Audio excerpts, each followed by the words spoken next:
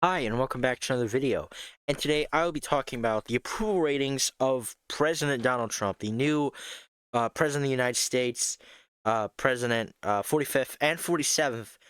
So this is going to be my first video talking about his approval ratings, and I'm sure there'll be many more where I'll be talking about his approval ratings.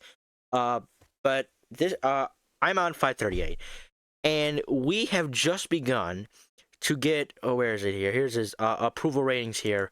His new official first approval ratings, and they are very impressive for Donald Trump. As you can see here, plus 17, plus 6, plus 13. Now this is something Donald Trump could have never gotten 4 years ago. I mean, and look, this touches over 50%. Donald Trump has never gotten 50%, even when he was in office the last time. Um, so yeah, this is a honeymoon period. What you're seeing here, this is a honeymoon period, and we can even go back to his first term here, and you could see here. Look, this was his approval when he was leaving office. Disapproval plus 18, disapproval plus 22, disapproval plus 24. So right, they're obviously very different from 4 years ago, and we could even look back at his first term here.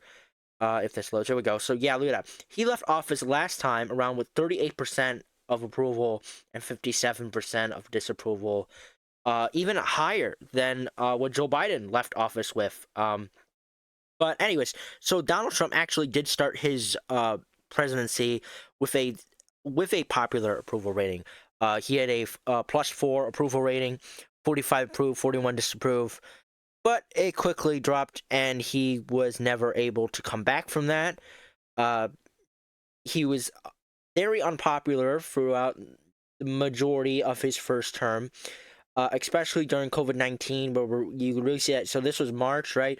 And then you kind of just saw his disapproval climb from there, going all the way up to like 56%, and his approval dropping almost below 40. Obviously, it kind of bounced back a little bit, but still, highest disapproval going from there was 44, almost 45. His disapproval dropping to 52. But him losing the election and making all those voter fraud claims made it go back up. And then January 6th happened, which made his approval go from 42 to 38. And then his disapproval going from 53 to 57. So it wasn't a good look for him when he left office. So, but now he is coming back here with a second term, and he is approved. He is approved very much a lot. So, and we're seeing it. We're seeing the honeymoon period. We're seeing the approval for Donald Trump. Why? Because Americans are sick of Joe Biden. I'm not saying that out of bias, but there are the numbers for that, which I can bring up here. This was going to be the approval for Joe Biden if it loads. I don't think it's going to load, but we had Joe Biden leave office. Very, very unpopular. Okay, here, as you can see here, he leaves office with a 20% disapproval rating. Now, if we go back all the way to here, Joe Biden was actually much more popular than Donald Trump was as of right now. January 28th, let me see, what's the lowest I can get here? January 24th, Biden had a plus 23 approval rating. Donald Trump right now has, I believe it's plus 14 or plus 16, somewhere around there. So Biden in January 24th, 2021, which tomorrow will mark 4 years of, Joe Biden had a 23% approval rating, which declined over time and completely collapsed after the Afghanistan pullout. And Joe Biden obviously was never able to recover from the Afghanistan pullout and several other things that made him popular, including inflation, gas prices, all this other stuff. Obviously, there was some declines where Joe Biden's disapproval would hit 54% plus 15, and then it dropped to like 9. But still, he never was able to recover from that, and now he leaves office with a 20+% disapproval rating. His approval standing at 37% and his disapproval at 57%. Now, his disapproval may have been lower than when Donald Trump left office first time around, but it's pretty close. Right, I just showed you that Donald Trump left office in his first term with 57.9%, or I think 57.8. It's almost at 58. But he's actually leaving office with a lower approval rating than Donald Trump. with a 37% approval rating. Donald Trump left office with a 38% approval rating. So, not good for Joe Biden, who is retiring from politics and is no longer the president anymore. So yeah, Joe Biden leaves office with a very unpopular approval rating. Obviously, that can change over time if Donald Trump is, no longer loved, if his approval rating, tanks. But so far, he's doing great. And we can see from here. So this is kind of an after of when Donald Trump leaves office and then is president again. As we can see here, towards the beginning, if the thing is here, Donald Trump, very unpopular. So this was right after he was no longer president. 18 plus, unfavorable rating. Unfavorable at 56, favorable at 38. Obviously, that did decline over time, but still, that was still steady. And then you go into the campaign here when Donald Trump announced, still very, very unfavorable until, we start to get to the election, we start to get to the indictments, and you can see that unfavorable decline here, despite spiking a little bit previously. But his unfavorable started to decline as we came into the campaign here. And then you go to when Donald Trump won. Okay, so before winning, about a couple days before, he had an 8% unfavorable rating. And then you go after the election, it started to decline. Donald Trump became popular. Donald Trump became favorable. However, I will mention that it looks like his favorable rating is starting to decline once again. However, that can still change at any point. But you really did see his unfavorable surge. He previously was at 43% favorable and 52% unfavorable. And you saw him spike all the way up to 47% favorable and 48% unfavorable. So you saw Donald Trump spiking in popularity after winning the election and being very favored. And, the country seemed excited to finally get Joe Biden out of office. Once again, I'm not speaking out of bias. That's just, personal observation with Joe Biden unpopularity and Donald Trump popularity. But it looks like it's tanking a little bit, but it went below 57%, and the unfavorable is back at 47 or 48. So we'll see if that stays or changes. So it looks like during the peak of it, it was at 0.1, right? It came close to Donald Trump having a favorable approval rating as a former president for the first time ever since 2017, but it has gone up by a point. It has gone up a point. And obviously, he's no longer the former president. He's the president of the United States.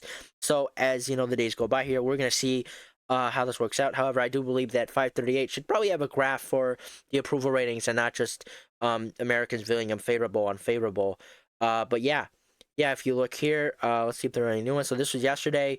Favorable +2, unfavorable +2, favorable +1, favorable +8, unfavorable +4. So yeah, we are gonna see how this all turns out. So good. It is actually so far. It is looking good for Donald Trump. We also have his running mate here, JD Vance. Now, and I'm not gonna dedicate this video to JD Vance because it won't be. But JD Vance, pretty unpopular, especially during the campaign here. So this was in July when he was chosen. Still, he was very, very unpopular with the American public. 10% unfavorable. Obviously, that has declined since then, as you can see here. He is now 4 points unfavorable. Let's see. When they won the election, he was 6 points, and that has also declined to 4 points. So maybe JD Vance could be, maybe he can come back from that. But it still looks like he's still very unpopular here. Unfavorable +2, favorable +1, unfavorable +4, +8, favorable +6. So I guess he could bounce back from this, but still doesn't look like it. And Kamala Harris was also very unpopular. I don't know if they still have her on here. Okay, they actually do have all the candidates on here. Did I go by? Okay, there she is. So let's see, Kamala Harris. I don't think they're still doing. I'm not sure if they're still doing polls for Kamala Harris because. Okay, so, they actually are. Okay, so they just finished that up. So this is actually really interesting because, right, you had Kamala Harris sitting at a +7 favorable rating in her first, couple days as being vice president. She kind of had that honeymoon period, same as Joe Biden did. However, her favorability quickly declined, and she was no longer popular as of July 2021. And actually, as of this point, Joe Biden was still popular. But yeah, and if it wasn't for the campaign, I don't think she would ever be able to recover from this. but you do see her when she entered the campaign, you saw her favorability spike, and she actually became favorable for the first time since all the way in 2021. And you actually had her popular for about a couple days now, or a couple weeks or days. Looks like it was a little bit in the campaign, but her unfavorable quickly took track, and when she lost the election, she became an unpopular again. She and her favorability